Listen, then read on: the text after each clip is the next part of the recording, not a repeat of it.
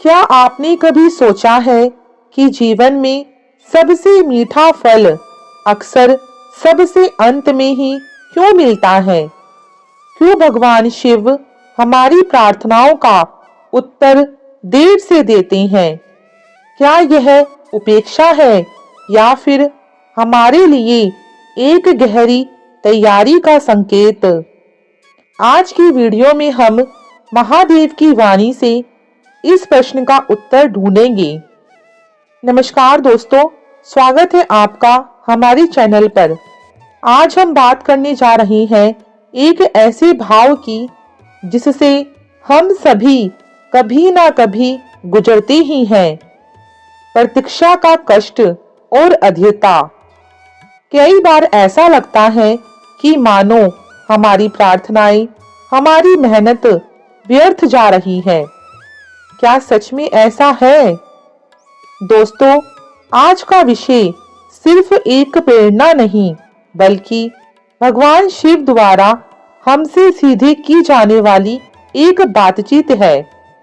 मैं आपके साथ एक ऐसा संदेश साझा करने जा रही हूँ जो मेरे दिल के बहुत करीब है।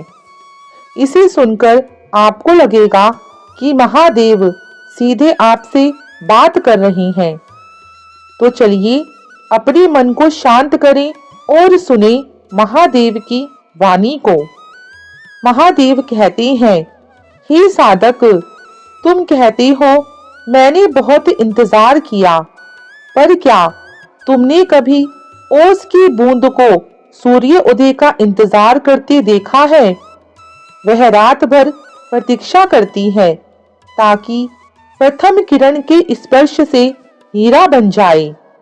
जो फल सबसे देर से पकता है वह सबसे मीठा होता है। क्यों? क्योंकि उसने सूरज की हर किरण को, हवा के हर झोंके को, समय के हर पल को अपने भीतर समेट लिया है।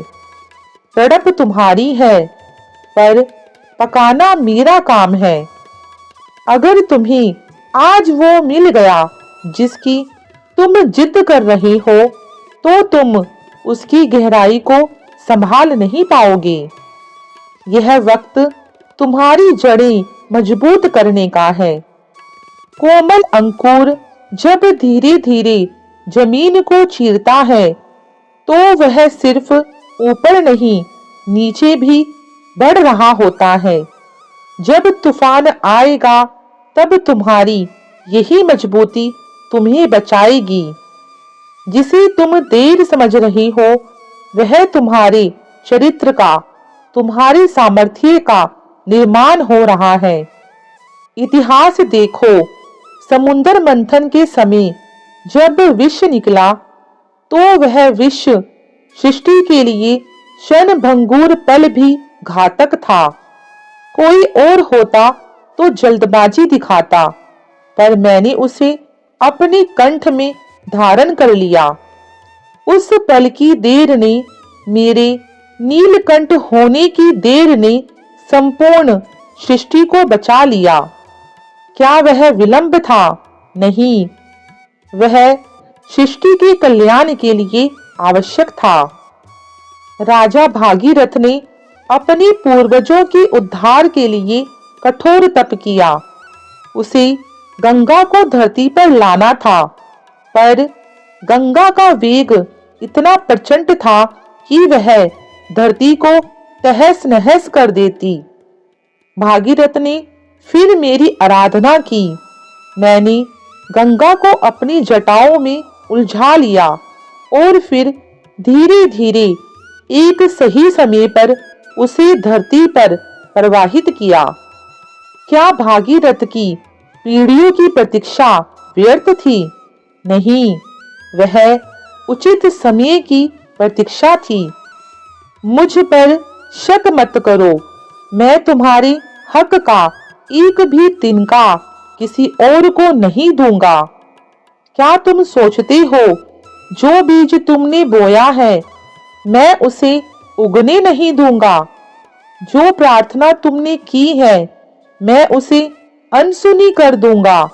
नहीं साधक, मैं वह किसान हूँ जो फसल के पूरी तरह पक जाने का इंतजार करता है ताकि कच्चा अनाज ना काटना पड़े। भरोसा ही तुम्हारी सबसे बड़ी इबादत है। जब तुम अपनी मन्नत मांग कर अपना कर्म करके शांत भाव से प्रतीक्षा करते हो तो यही सच्ची साधना है। यही वह अकाल मृत्यु से मुक्ति का मार्ग है। व्यर्थ की चिंता और अधीरता से मुक्ति। तो दोस्तों, यह थी महादेव की सीख, जिसमें उन्होंने हमसे सीधे बात करके समझाया कि हमारी प्रतीक्षा कभी व्यर्थ नहीं जाती। अगली बार जब लगे कि आपकी पुकार का कोई उत्तर नहीं आ रहा तो याद रखना, शिव चुप नहीं है, वे तैयारी में लगी हैं।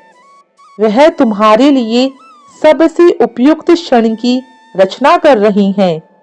इसलिए अपना कर्म करो, भक्ति करो और फिर विश्वास के साथ प्रतीक्षा करो, क्योंकि महादेव का समय कभी व्यर्थ नहीं जाता। वे तुम्हारी जड़ों को मजबूत करने, उस फल के लिए तैयार करने का समय होता है जो सबसे मीठा और सबसे टिकाऊ होगा। अगली बार जब धैर्य टूटने लगे तो बस याद करें, तुम्हारी प्रतीक्षा में भी कोई दिव्य योजना काम कर रही है। भगवान शिव हमेशा तुम्हारे साथ हैं। अगर यह संदेश आपके दिल तक पहुंचा है तो कमेंट में हर हर महादेव लिखकर जरूर बताएं। साथ ही इस वीडियो को लाइक करें, इसे उन सभी दोस्तों के साथ शेयर करें जिन्हें आज यह सुनने की जरूरत है। हमारे चैनल को सब्सक्राइब करें और घंटी आइकॉन दबाएं ताकि ऐसी आध्यात्मिक सामग्री आप तक पहुंचती रहे। आपकी प्रतिक्रिया हमारा सबसे बड़ा सहारा है। फिर मिलेंगे अगली वीडियो में। तब तक अपना ख्याल रखें और इस मंत्र को हमेशा याद रखें। ओम शिव सत्य शिवाय।